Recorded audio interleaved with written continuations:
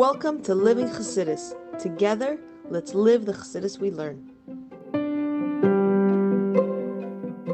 I wanted to introduce Mrs. Shternie Althaus. Thank you so much for being here. Mrs. Shternie Althaus is a shlucha in Sydney, Australia. She's a kala teacher, a marriage counselor, and a lecturer.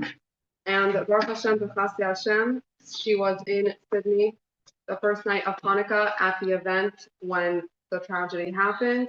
And B'chasdi Hashem, she survived the massacre in Sydney. And she is here to speak to us about finding strength and Emunah in challenging times. And it should be for a Neilui Nishmas of the Kedoshim, and should only go to Simchas from here. Thank you.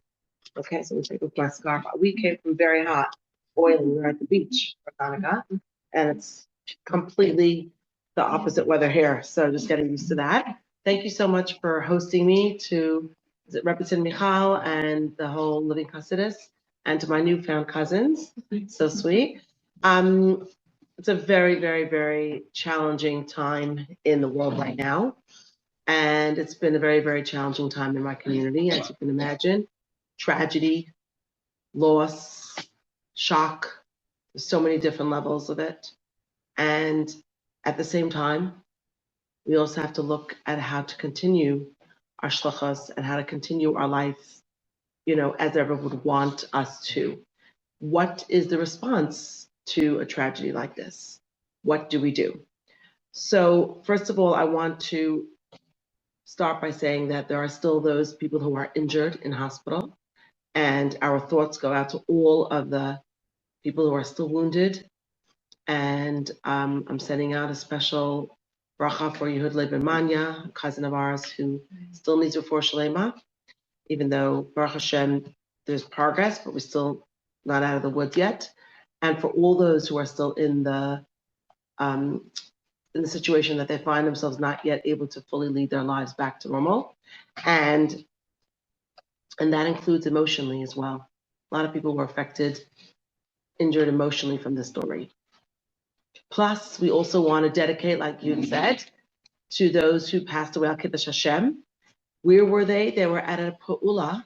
They were at a function that was being made for Makadosh Shem Shemayim. It was meant to honor God's name in the biggest way possible.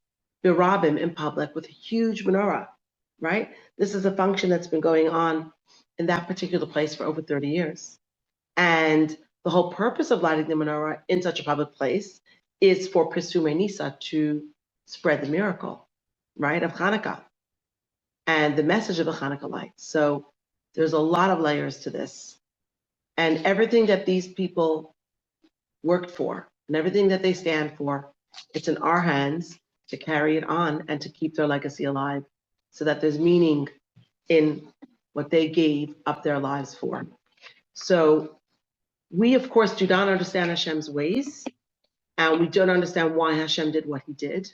And like Rabbi Ullman, who was my uncle, said, in this world, there are no answers. In the next world, there are no questions, right? We don't understand Hashem's ways. We don't understand why we needed another Kiddush Hashem. There's been so many Kiddush Hashem since October 7, before October 7. We had the Chabad in Mumbai. We had, recently in Abu Dhabi. Like, there's so many stories we don't understand. We think, Mashiach, you are overdue.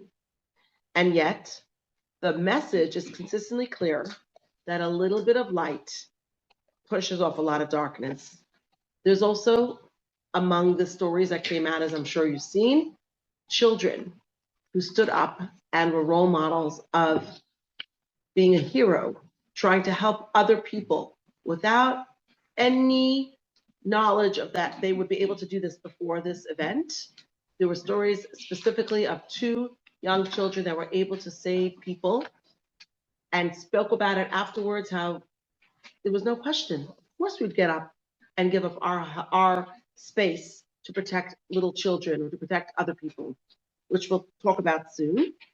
And also to see how the young people rose up, these young people who were so, post bar mitzvah, actually no, one of them is pre-bar mitzvah. One of them is post-bas mitzvah. Young kids who were able to show incredible, incredible strength in times of absolute challenge.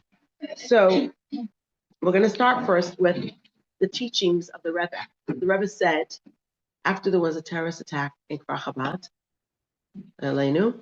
and I believe it was in 1954, and the Rebbe said that they were gathering after a tragic terrorist attack, an act of senseless violence, right? And it was a time of shock, a time of grief, a time of pain. And the people were wondering, how do we respond to this terror attack without surrendering to fear? How do we honor the victims? We want to honor the victims' lives, but we also have to continue to live our lives and the mission that Hashem gave us. And the Rebbe addressed these very questions following that horrific attack. And it was in 1956. There were 5 souls, including children, who were murdered in a school. And the Rebbe's response then remains a guiding light today. Does anyone know what the Rebbe said at that time? Okay. The Rebbe said, Me'at ar docha harbe min hachoshech. A small amount of light dispels much darkness. The Rebbe said that azivas hamakam alula, abandoning the place could be seen as surrender to the forces of evil. Alula lehisparesh keknisa lekochot harasha. If we leave, we're giving more power to the terrorists. That's what they want. They want to make confusion. They want to make shock. They want to make fear. They want us to stop our lives as we know it. So the Rebbe said in Igros Kodesh at the time, volume 13, abandoning the place could be seen as surrender to the forces of evil. Meaning, we're not going to abandon Kfar Chabad of those days.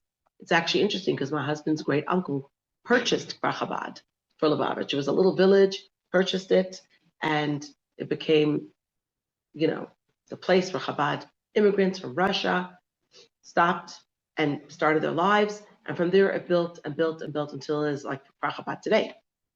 Instead, the Rebbe instructed at that time that Torah life must be strengthened. The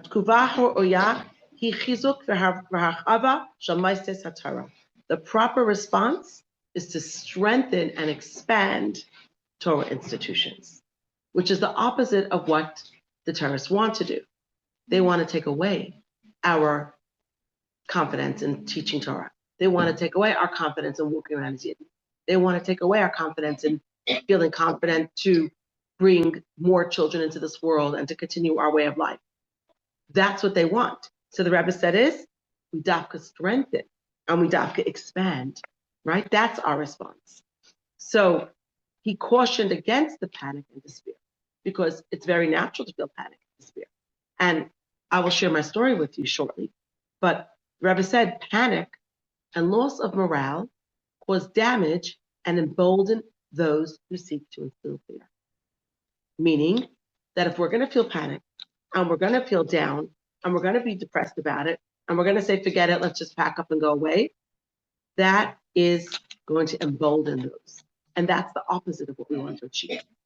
The Rebbe is saying life must continue. And the Rebbe grounded this guidance in the Torah's command, V'chai bahem. You shall live by them, as it says in Parshas Vayikra. Jewish life, Jewish education, community must continue respectfully but firmly as a declaration that terror does not dictate how Jewish people live. So the Rebbe emphasized that faith, having Emunah, doesn't replace responsibility. We still have to take measures to make sure we're safe, that everything is properly done. And it says in the Torah, "V'nishmartem ma'od l'nafshesechem." You shall watch carefully over your life. You should guard your lives very carefully. So spiritual strength must also go with physical strength. And so that is the point that I'm going to come from and share a bit about my story. The Rebbe urged that tragedy must be transformed into action. More kindness, more Torah, stronger Jewish education, deeper unity, more oneness. And even though today We definitely mourn. We mourn the loss of our dear friends. We mourn the loss of my cousin, Rabbi Eli, Feivel Eliezer ben Binyamin Halevi, who's a Kaddish, Yad. We mourn him. We mourn Rabbi Reuben ben Emmanuel Morrison, a dear friend of ours. We mourn Rabbi Levitin, Yaakov Levitin. We grieve, and we also build, and we also illuminate. And so we're starting immediately to say, may the memories of the holy souls be a blessing, and may we soon merit a world of peace and life. All those who left us just momentarily, and that all, as Hashem, be right back. Mm-hmm. So, every Yontif is connected to the Parsha, right? What Yontif was it? It was Hanukkah. Now, Hanukkah is not a Yontif that is from the Torah, right? It's, the 7 rabbinic mitzvahs, right? So Hanukkah is one of the 7 rabbinic mitzvahs because it happened after the story of, like, the Torah finishes with Esther, right? This last book was with Esther. Hanukkah is not included in there. It's a mitzvah d'Rabbanan that we light Hanukkah menorah. But yet, the Rebbe says that every single Yontif is connected to the Parsha. The Hanukkah story that we know of usually takes place in the Parshas of Vayeshev and Miketz, which happens to be about whom? Who's the main character? Yosef, exactly.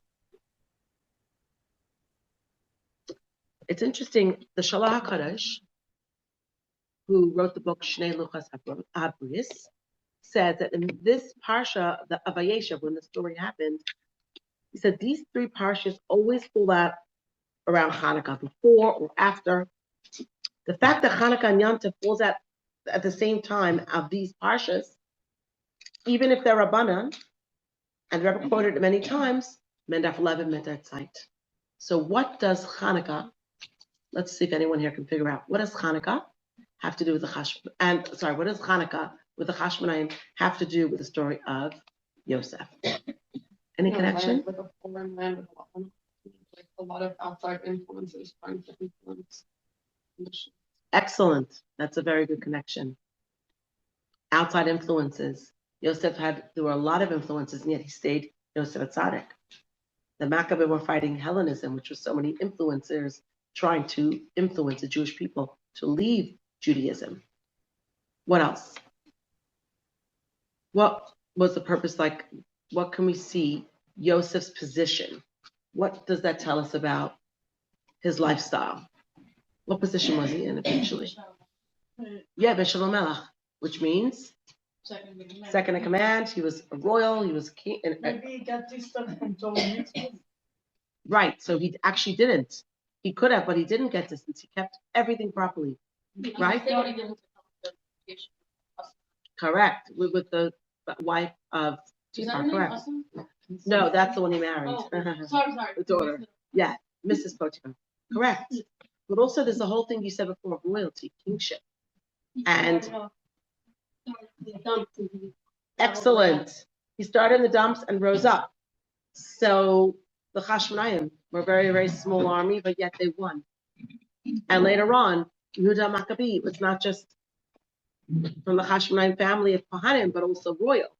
Yosef became a royal person. He was in the palace, second in command. So Yosef definitely has a connection with Hashmonayim, okay? With the family of the Kohanim, with the priestly family, which ended up becoming the kings at the time. So again, the inyan of Yosef is connected to Malchus. We all agree? Yosef is Malchus, kingship. So to the Hashmonayim. Now, if you look back at the story of Hanukkah, actually it's interesting. We all think of it as miraculous, but there were some very tragic stories. Who could think of one, a female, a very holy woman who gave up her life? So both of you are right. Hannah gave up her life and her 7 sons. Yehudis killed the general so that we should have a victory. But yes, both women are connected to Hanukkah. And it's interesting because if you look at the word Hanukkah and you take out the word Chana, which is the woman who gave up her life for Yiddishkeit, what are you left with? Which letters? Chav, Vav. Chavav. which is 26. Which is 26. Which name of Hashem is 26? Havaya Yud Kei Vav Kei. When someone gives up their life for Hashem, that's giving your life up for Hashem. Yud Kei Vav Kei, that's 26. Chana gave up her life. So it says there that they were like sheep going to be slaughtered. And they were giving up their lives as Kiddush Hashem. By the way, women were defiled as well in the story of Hanukkah, right? Until Hanukkah got up and said, enough is enough. All right? Kiddush Hashem is the number 26. So the pasuk, the parshas of Vayeshev, Miketz, and Vayigash, all known as Son Yosef, the sheep of Yosef. What does Yosef do? Yosef checks on his brothers. Yosef goes to check in Dosan to see how his brothers are doing. He wants to know how his father is. Ha'od Avichai. Okay? He wants to know about their physical needs. Now I'm going to look at a very special personal part of the story here, because I happen to be on Shabbos before the story. Friday night, we had a very, very special guest at our table. His name is Label Lazarov. May he have a for Shlema Ukrava. He was at our Shabbos table, and we were schmoozing. He was helping me in the kitchen. He was telling me how amazing the Shluchas is and how amazing Rabbi Eli is and the beautiful community that Rabbi and Rebbetzin Emunah put together, etc., etc. And he was, so inspired by all the work that everyone does. And we really connected as a family member. It was his first time eating in our home, but we felt like there was a very strong connection. Then on Shabbos, I went to shul a bit late, and there was a new girl in shul. She was married. She was wearing a white tichel. I've never seen her before, and I'm the type of person, I'm an American. If I see somebody, I'm going to say hello to them, right? Even though I live in Australia for 30 years, I'm still American. I'm still a New Yorker. And yes, Australians are extremely polite, and they would definitely say, hi, how are you? Do you have a place to go? But because this girl was an American, as I heard her accent, and she said she's from Sacramento, it was even more interesting. She was a person from overseas. Why was she here? And after the Kiddush, I said to her, we're schmoozing a little bit. I said, I have a podcast. She said, she has a podcast. I love Kabbalah. She loves Kabbalah. She was a newlywed. And she came to Australia for a vacation. After the whole October 7 and everything, she just wanted to get away and have a vacation. She worked in Israeli intelligence. She worked for the IDF. She married a nice guy from Argentina. And they just wanted to have a nice vacation. They were in they were in Bali, and they were in Melbourne. She didn't like Melbourne, so she left to come to Sydney early Shabbos before. And I said, you know what? I have a huge cholent. Why don't you come to us for Shabbos cholent? She said, no, it's okay. I said, I'm telling you, come. You're a guest. You don't have to go home to your hotel and be lonely in a 2x2 hotel. Come to us for cholent. So she and her husband came over, and we were speaking. It just was uncanny. We just all bonded, the whole family and her. Everybody was having a good time. My sons were speaking to her in Hebrew. It was just fascinating. Anyway, I said to her, I would love you to come to the Hanukkah tomorrow. I don't know. We'll see. I told her you should go on the ferry. It's a nice way to see, the beautiful bridge. It's a beautiful, beautiful day tomorrow. It's so peaceful. And her and her husband decided that they're going to go out to the city. And if they'll make it back, good. If not, not. It's very uncanny. We normally go earlier, but this year, we were taking care of some flights that we were having to take and booking them. And I'm on the phone with an American from United Airlines. And as we're coming into the Chabad function on the beach, my husband says, look, the parking, it's full. We should go to a different area. We normally park there. We have beach parking because we're a resident, so we could park there for free. But we decided to park just nearby that infamous bridge. And I was on the phone with an airline, so I wasn't really focusing on where we were parking, but I said to the gentleman, oh, you'll hear music soon. It's Hanukkah today. And he goes, oh, happy Hanukkah. I was an African-American friendly guy on the phone, and I'm still talking to him. And I said to my husband, my tickets are on my phone. Normally, the security check my tickets. He's like, oh, don't worry, they know me. And it's so not like him or me to do that. We're usually very, strict about it. We take out our tickets. You have to book. You can't just walk in. There's a community group that protects us. They're called the CSG. They saw us and let us right in. And there was something eerily quiet on that day. There was some eerily peace. It was just too quiet. Like kids were playing with bubbles, and there was a petting zoo, and there was a climbing wall, and there was like a music wall, and Like for the program. And we went up this bridge. I cannot recall me ever going up that bridge before. Go up this bridge, because we don't normally come that way. We come from the other side of the beach. This time we went up this bridge. We come in, and I'm tired. It's late. I'm like, you know what? I'm going to sit down. And I see my friend Lior, who I met that Shabbos in our challenge, coming towards me. She's in that infamous white tichel. I'm like, oh, Lior, I'm so happy to see you. And I tell the man on the phone, Happy Hanukkah. That's the music you hear. And he's like, Happy Hanukkah. And I say goodbye. We hang up. And then I see our friend Ruben Morrison. I'm like, Ruben, come take photos. And my husband stands with him for a photo. And then we sit down, and I'm like, isn't it beautiful, Lior? After 2 years of intense anti-Semitism, my whole community's here. Everyone came out to this Hanukkah event despite all the anti-Semitism. And look how beautiful it is. There's a menorah on the beach. And she says, yeah, I know. It's so beautiful.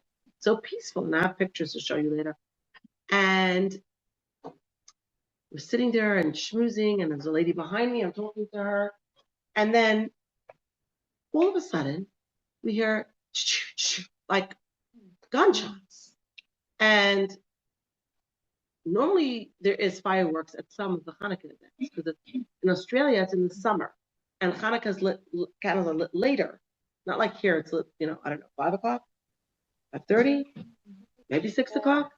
Okay, we're talking 6:30. 6:30, the event was still light outside, so people are lighting 8, 7:45, 8, 9, much later, and it's sunny out there in the public because it's during the day. And we hear the sound. And as a New Yorker, I just knew that was a gunshot. I just knew. I lived here all my life till I moved away when I was 18 or 19.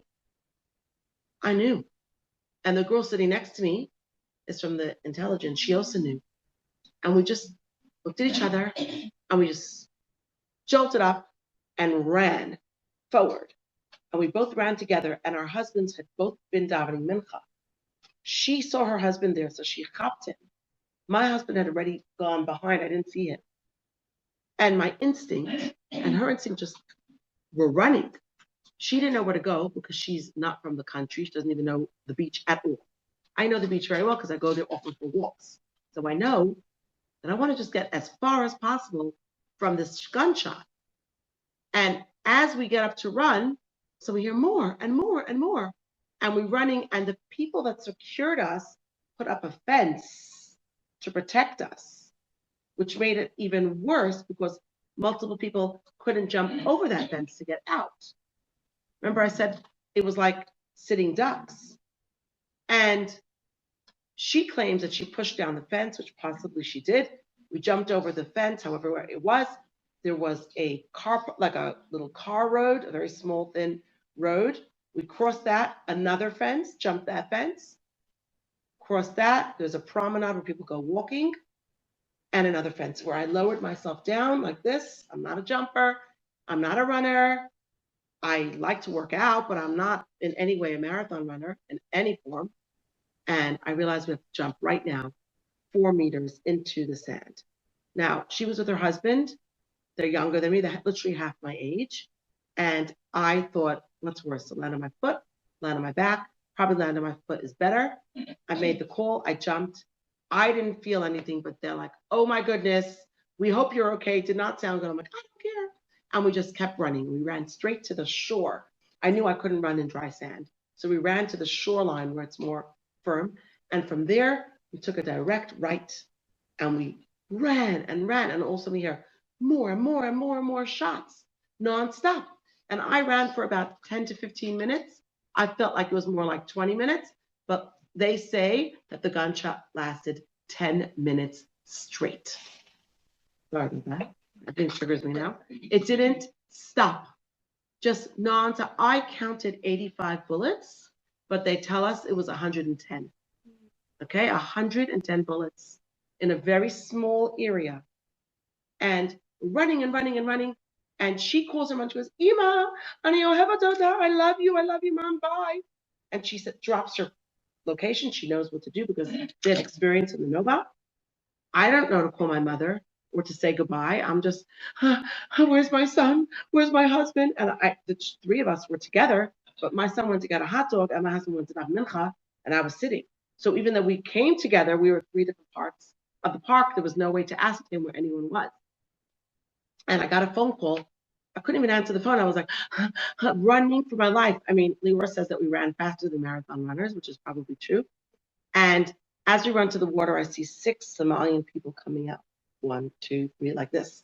I've never seen that before. I'm like, it was like out of a movie. Yeah, coming out of the water this way. And I'm like, oh goodness, I didn't run here. This is like in a movie. Is this where that's it? And then everyone's confused and screaming. And then all these people coming out of the water because they hear the shots. They don't know what to do. And so we keep running to the right. And I get a phone call from my son. Mom, I've been hit, but I'm okay. You keep running. I'm okay. I'm like, what do you mean you're okay? Where are you? I'm coming. He says, no, do not come to get me. Just run away as fast as your legs can carry you. Now, remember, my son is 12 and a half. And he's a very young kid. He's my baby. He's my youngest kid.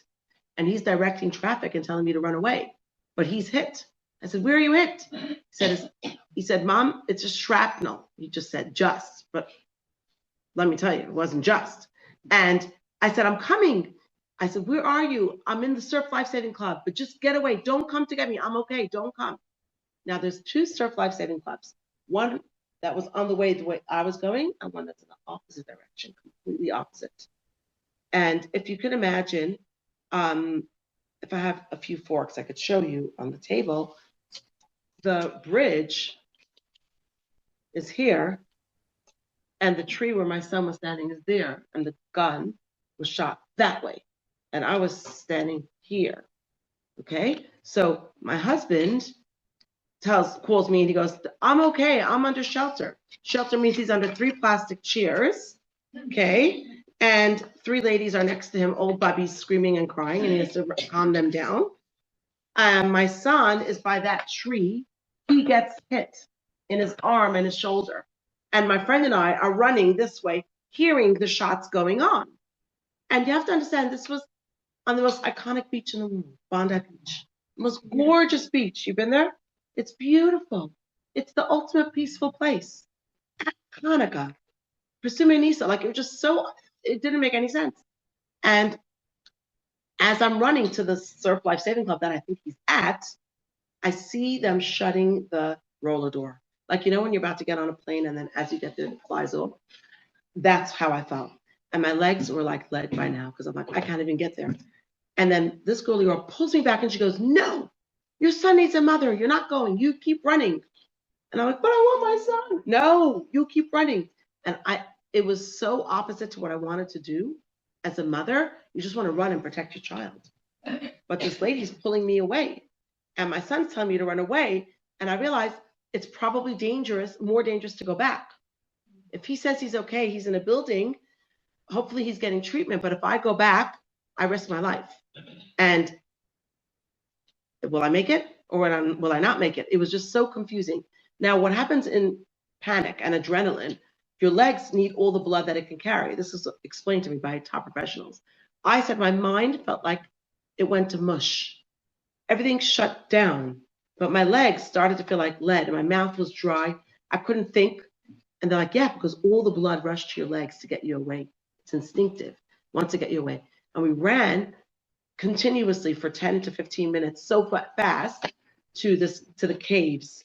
And we get into the caves and there's a whole bunch of people in the caves. And then I see that they're giving me water because they realize that I look like, I mean, these people might have been just at the caves. I ran 15 minutes to these caves like a crazy woman. They gave me water. I washed my face. I don't want to drink it because I don't know whose water it is. And then we go to the cave over and it's empty, filthy, like a homeless cave. And we jump in there. And then a man comes in with a backpack and he goes, can I come in? I'm like, who are you? He goes, my dad's a Jew. I'm like, get in. So his dad's a Jew. and he's there with us, and we're screaming, Shema Yisrael, Hashem Elokeinu, Hashem Echad. And my cousin told me, if you're ever in an emergency, you should scream out the names of your grandmother, which was a good thing she told me, because only one pasuk was coming out of my mouth, Shema, and probably Kapetel Chaf. I couldn't think of anything else. My mind was mush. But what she gave me was a gift that I could scream the names of my grandparents. And I'm screaming their names out. Chana Piva Basinda Golda, Yosef ben Chaim ben Moshe Yehuda. And I'm screaming and screaming. Actually, you have to say the father's name if they're not in this world. So I'm saying Chana Piva Bas, and I'm like screaming my grandfather's name, Alter Yoshua, and I'm screaming my grandfather's name, and my other grandparents, Chava Bas Chaim, and I'm screaming and screaming. And then, it was Chava Bas Shmuel and Chaim Halevi ben Moshe Abraham. And the people in the cave, they're saying Shema. And my husband calls me and he goes, where are you? I'm like, I'm in the cave. He goes, can you go get Yossi? I said, I can't leave. The people with me told me that finally, when all the shots stop and then you come out, that's when the terrorists come again. So I'm like, I can't come out now.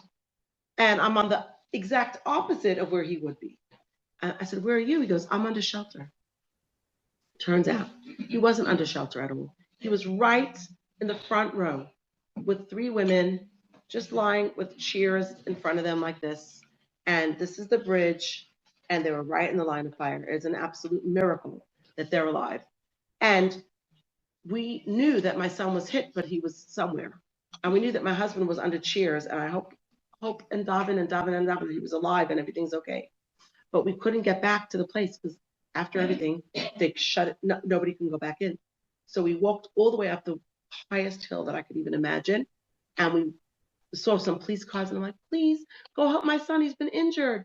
And they just drive off because there's more and more and more emergencies going on. I didn't know the extent of what happened. I just ran away hearing, I counted 85 gunshots, okay, in my mind. So we finally get to the top of the hill and the people say, we want to go to your house. I asked someone to give us a ride. The car drives off. Everyone's scared of us. We look like Meshugayim. Wet hair, wet body, sand, full of dirt. And then the next lady goes, just get in. Don't sit on my dog. We get in. We don't sit on her dog. She drives us to the top of the hill and we clunk, clunk, clunk to our house, to our home. I bring the 2 people in, these 2 guests that I met on that Shabbos. And obviously I'm the only person they know because they came on a honeymoon. They were shaking and crying. I want to give them food. No, none of us could eat. We can't eat. We're in shock. We just went through a terrorist attack. So I put them in the shower. I give them new clothes. He takes my husband's clothes. I give her my clothes. And it's interesting because she liked a certain dress that I wore on Shabbos. And I said, don't worry, we'll go on Sunday. We'll get it. It's on sale. I happen to have that dress. I had a new dress that I didn't use. I gave it to her. I said, you see, now you got your dress, your sea dress. And they shower, they come out, and they're literally shaking. And then it hits me. I injured my foot. And my foot's blowing up and up and up. And I'm like, oh my goodness, I can't even walk around the house. We have to like Hanukkah menorah, but my son is somewhere. Where is he?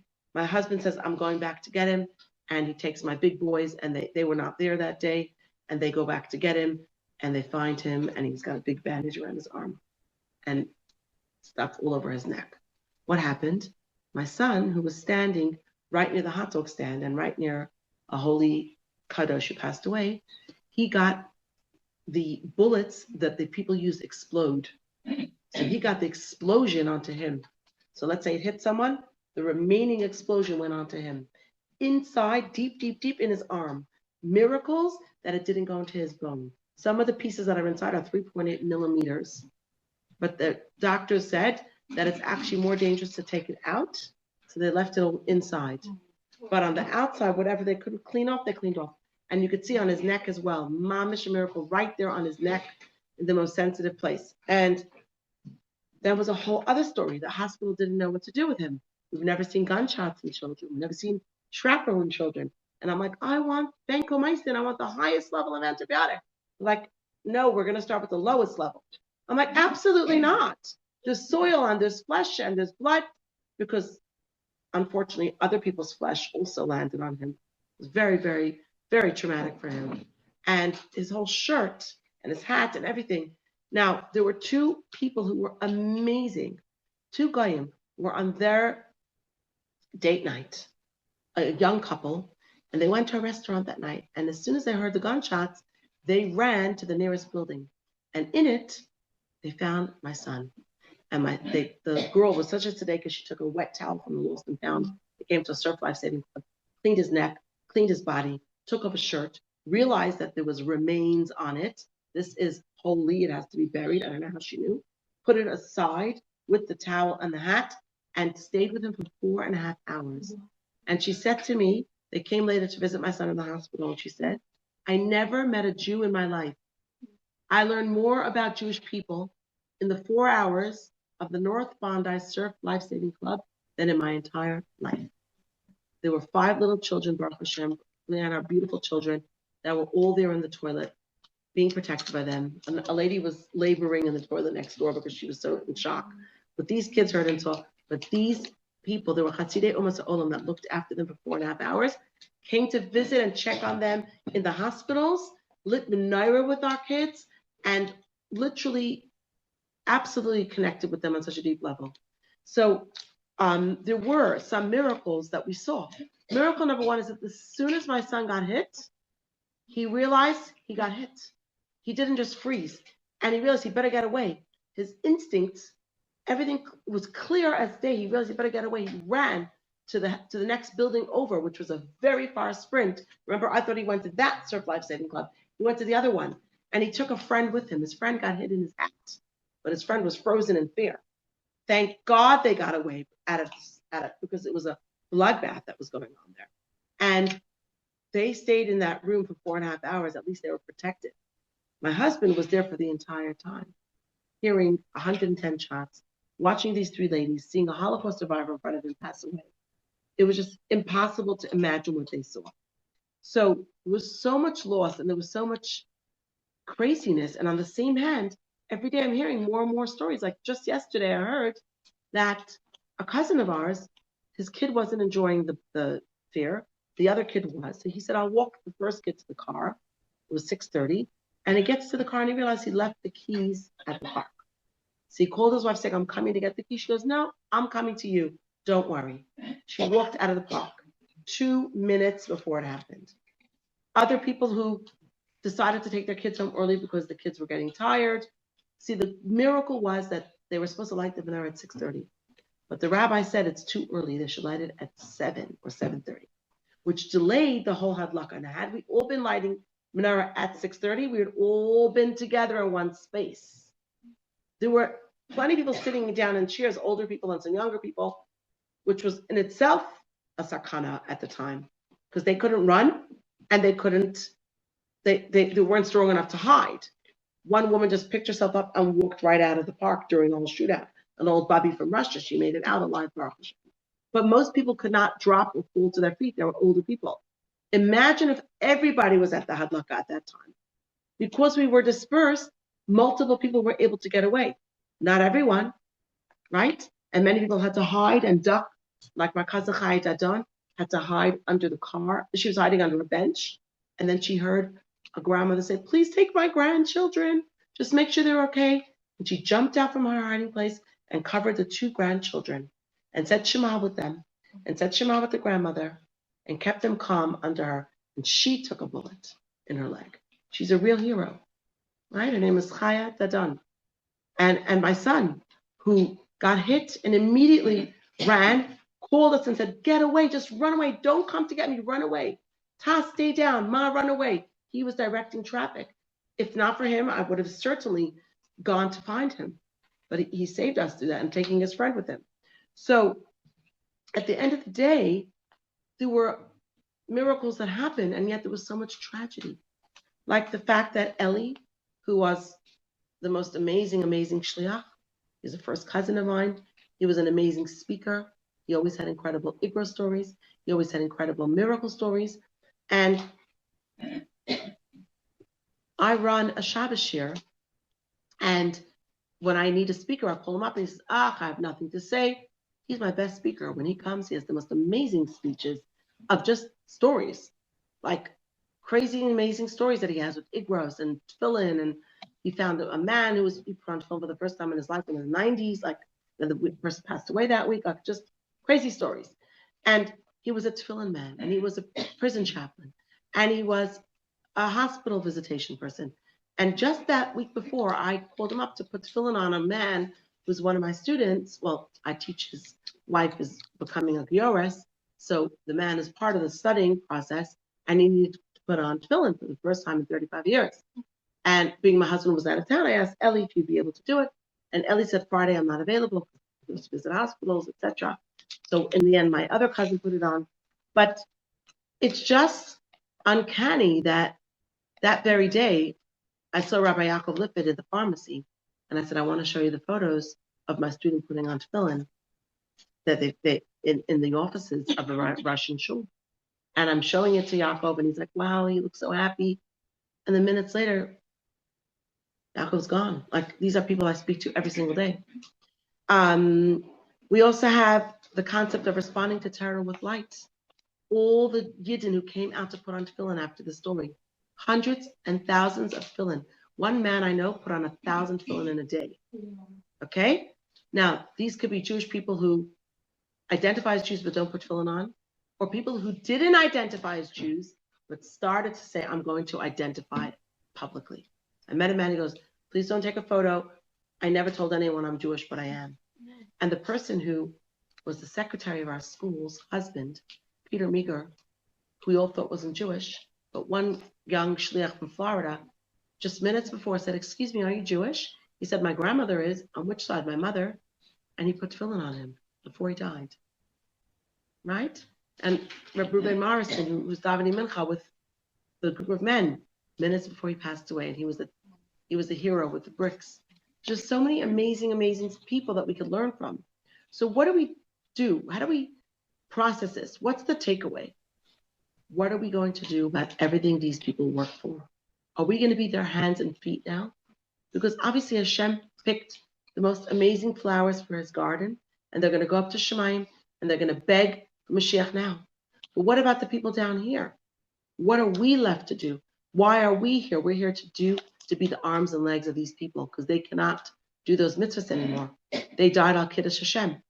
But I also heard the people who were there who witnessed it, they also are considered al Kiddush Hashem, even if they didn't pass away, because they saw terror and they witnessed it and they survived.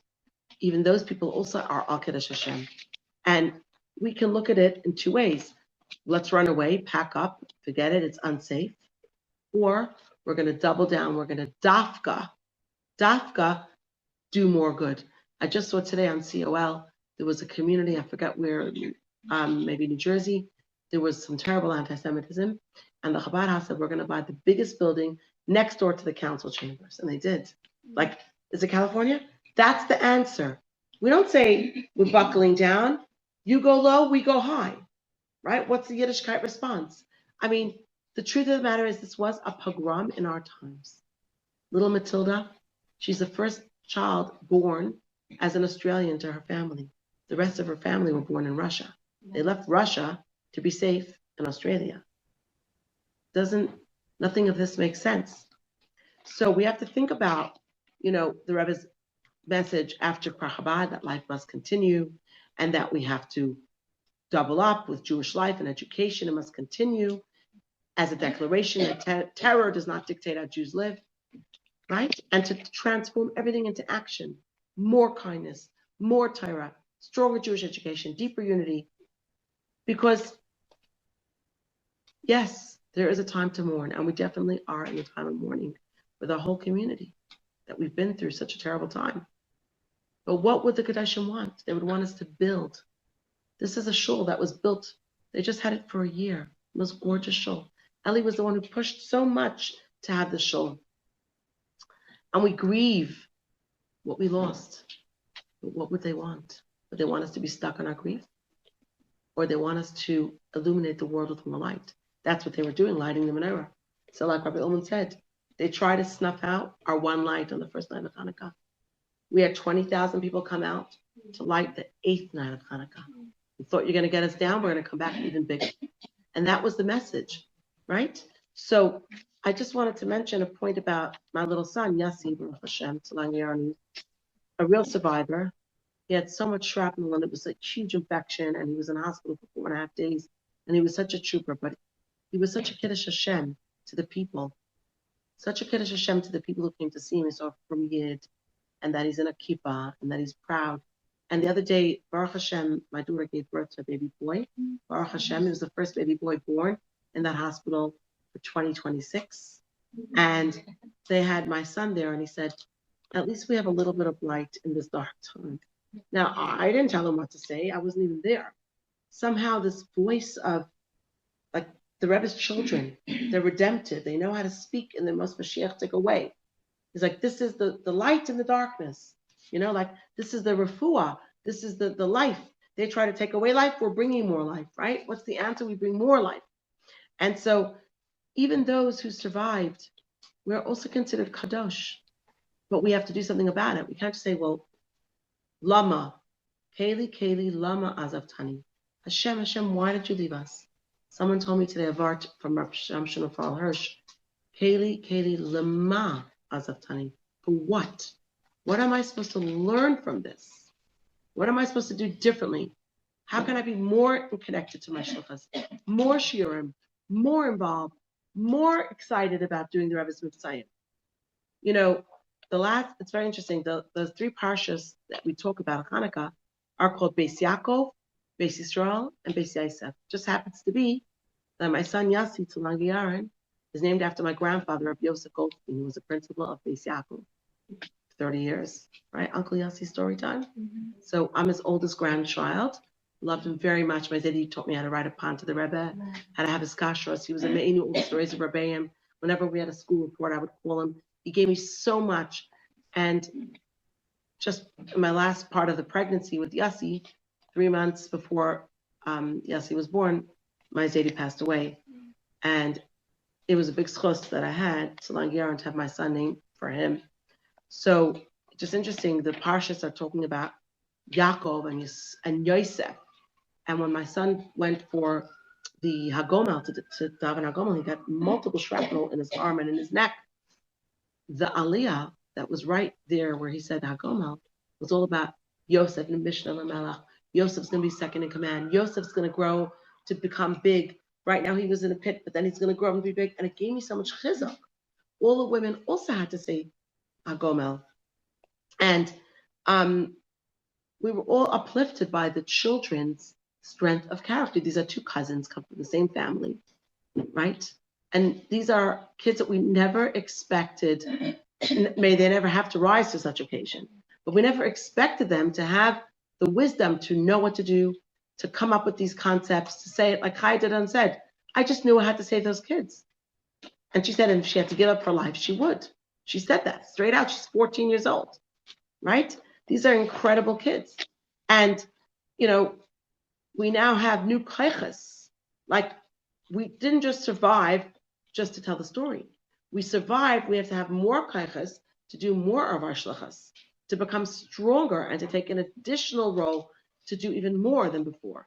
Like, for example, Shimon HaMaccabi in the story, he not only survived, but he had to become not just the Kohen Gadol, but just also the kingdom. He had to take on the kingship. Sometimes we are put through something and we have to take on a very, very huge role we never expected. Because right during this time of Hanukkah, the Jewish people were in a state of emergency. And I wanted to share something that Rabbi Ullman said that really, really touched me. He said there were different people of the 15 Kedoshim that passed. Each one teaches us something different. And I'm just going to share it with you because if one thing resonates with you and you can learn one thing from these people, then their life was worth it. So he said,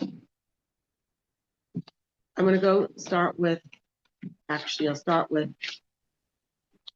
Reuven Morrison, Reuven ben Emmanuel, who fought back with courage, determination, and faith. Let us stand firm in what we believe is right. Right? Yaakov Levitin, Hayad, chose a life of community service over a lucrative career. Let us put meaning before money and purpose before profit. Boris Tetelrod was a devoted provider and a gifted musician. Let us work hard for our families and use our talents to bring beauty into this world. Edith Brutman, a woman of integrity who showed humanity every day. Let our decisions be guided by conscience, not convenience. Holocaust survivor Alex Clayton, who I said my husband was right behind him. Celine Garrett.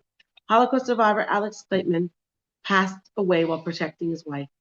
Let us put the safety and dignity of others before our own comfort. Tibor Weitzen, who greeted children in the shul with a smile and a lollipop. Let us make our community a place where the next generation feels safe, happy, and loved. Boris Gorbin and his wife, Sophia, they tackled the gunman right in the beginning of the bridge. That gave me and Lior time to run away. We are the first. We knew that was gunshots and we run. Most people thought it was fireworks at that stage. But that few minutes of scuffle gave the people who realized the time to run away, and then the others to drop down to the floor. Let us find the courage to speak up and act when we see evil and injustice. Sophia Gorman, who met prejudice with principle. Let us respond to hatred with dignity, humanity, and moral strength. And then he spoke about Matilda B. Ritvan, referring to the youngest victim of the massacre. She was 10 years old. A beautiful, spirited 10-year-old child, brought light wherever she went. Let us bring a smile, a sense of pure goodness into the lives of those around us. Dan El-Khayyam was killed while celebrating his Judaism on a beautiful day. Let us not postpone what matters. Let us live with meaning now, not someday in the future. Like if you want to take an achlata, do it now. Don't wait, oh yeah, in a few years from now when I'm settled, or in a few months from now. Do something, even if it's small. Peter Meager served as a police officer and a community leader. Let us commit to service, to showing up for others, and giving back to the places we belong. Adam Smith was known for his legendary hospitality. Let us open our homes and our hearts and make others feel welcome. Marika Pagani, a tireless volunteer who delivered thousands of meals.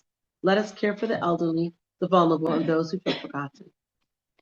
Tanya Tretiak came to show up for her husband and the community despite not herself being Jewish. Let us show up for one another, even when we're different, and be allies to those who need us. So we have to think about, what would the Rebbe say? Would the Rebbe say, everybody go home now? We've done our duty, pack up, move to Israel?